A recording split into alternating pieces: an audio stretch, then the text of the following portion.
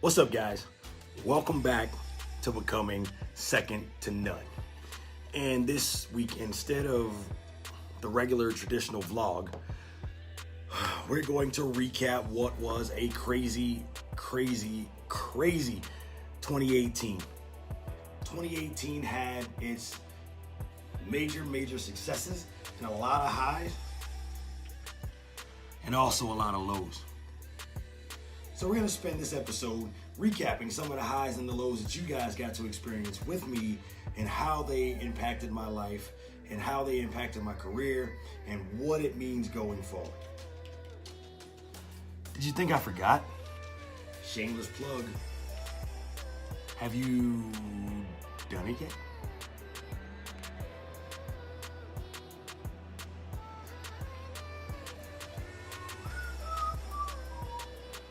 But before we get into any of that, hit the like and subscribe button, turn on post notifications, become part of the Second to None circle, and let's go! This is Becoming Second to None.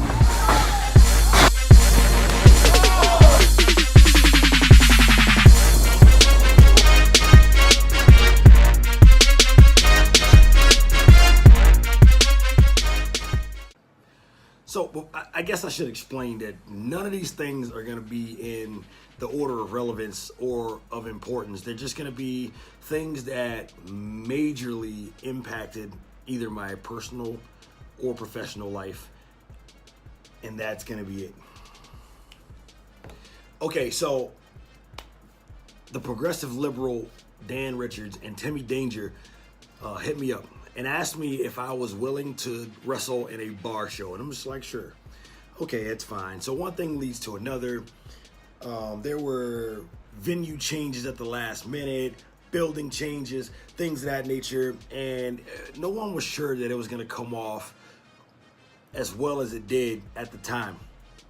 So they're still getting the logistics together. And finally, Dan messages me back and he's like, hey, you're going to wrestle Jason Kincaid. Does he mean like the Jason Kincaid? Evolve, Jason Kincaid. World Traveler, Jason Kincaid? But Jason's in Japan. There's no way he's coming back to wrestle me. So, all of these thoughts were going through my mind. That Jason Kincaid. Yes, indeed, it was in fact that Jason, the Gift Kincaid. And let's take a look at how that match went down.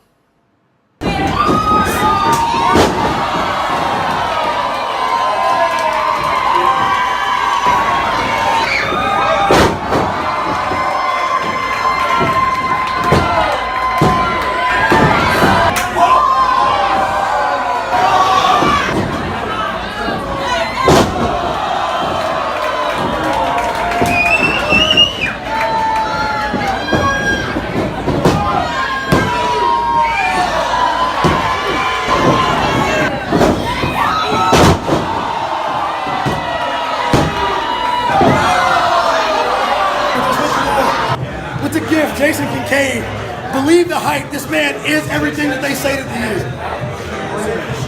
I'm not gonna lie, I am, but it's cool. It's cool? But you know what? You're everything that you say you are. Thank you, sir. Anytime. Thank you, sir. There's no selfish Kincaid. Thank you. Jason was a guy that I've seen on many different platforms, and he was at that time and is still performing at a very high level. So to earn his respect and admiration meant like everything, and it definitely gave me the confidence to go forward in this pro wrestling journey to be exactly who and what I say that I am. Next on the list definitely has to be my debut at Capital Wrestling. If you are not tuned in to what Capital Wrestling is doing at this moment, I have to ask you a serious question. Are you f***ing nuts? Capital Wrestling is cooking right now. So let's talk about the debut that never was, all right? Or that should have been earlier than what it was. So there's an announcement of a seminar going down at the Capitol, and a friend of mine who you've seen on these vlogs, Bo Crockett, was actually on the show. So I decided to ride up to Jersey with him and take part in the seminar and see what goes from there, because the whole, standouts from the seminar, this, that, and the other, I figure, hey, I put in the work in the gym. I've improved a lot. I've wrestled, got a lot of reps in. I stand a good chance, so let's roll. So we show up about 4 hours late, and the seminar is concluding as we arrive.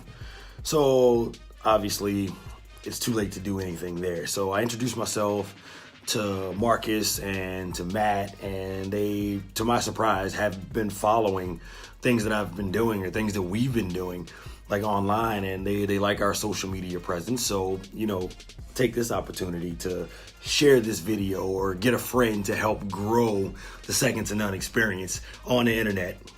Shameless plug. And so a month later, I debuted at the Capitol, and I debuted in a major way. Watch this. Challenge to anyone in the back, and who will be answering it? It could be any number of the competitors in the back. Oh no. No. Wait a minute, who's that? That's DeJuan O'Neal. Yet to debut here in Capitol. I heard rumors that there was some discussion of him possibly coming in, possibly signing a contract, but I didn't know he was here tonight. But this might not be the challenge that Hank Flanders had expected. Looks like his pledge week might come to an end abruptly here. Look at the massive physique on DeJuan O'Neal. Good-looking Hank Flanders. He's gonna have quite a tall tail. Is this gonna happen here? This might turn into a busted open challenge if he's not careful. I mean, a man, not only a power lifter, but an experienced striker, a background in judo.